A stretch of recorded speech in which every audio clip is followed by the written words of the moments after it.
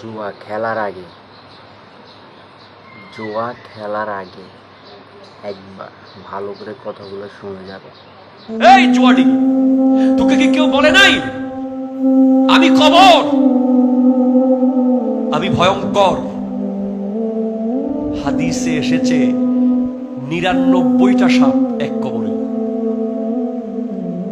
আপনি জুয়া খেলার আগে একবার ভাববেন একটা সাপ নিয়ে এক রাত ঘুমাতে পারেন কিনা বাসায়। শুধু একটা সাপ, গোকরা সাপ বা কোনো একটা সাপ আপনার বিছানায় রেখে দেওয়া হবে, এক রাত ঘুমাবেন মন ভরে। এরপরের দিন থেকে খেলিয়ে যদি পারেন। আর বিছানায় একটা গোকরা সাপ ছেড়ে দিয়ে রুমের দরজা বন্ধ করে রাত্রে ঘুমাতে যদি পারেন, জুয়া খেলেন। আমি আপনাকে বলছি 99টা সাপের কথা। এই সাপগুলো আমাদের পৃথিবীর সাপ না, এগুলো কবরের সাপ।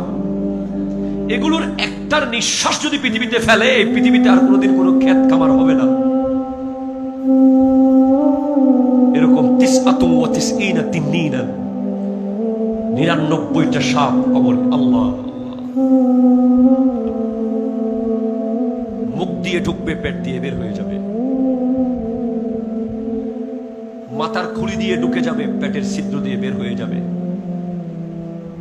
ডান দিক দিয়ে ঢুকে বাম দিক দিয়ে বের হবে, সামনে দিয়ে ঢুকে চোখ দিয়ে ঢুকে যাবে, নাক দিয়ে। হায় আল্লাহ,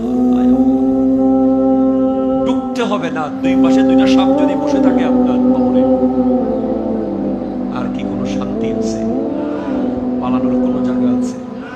প্লিজ। আল্লাহ পাক আমাদেরকে বোঝার তৌফিক দান করুন। সবাই ভিডিওটা শেয়ার করে দেবেন।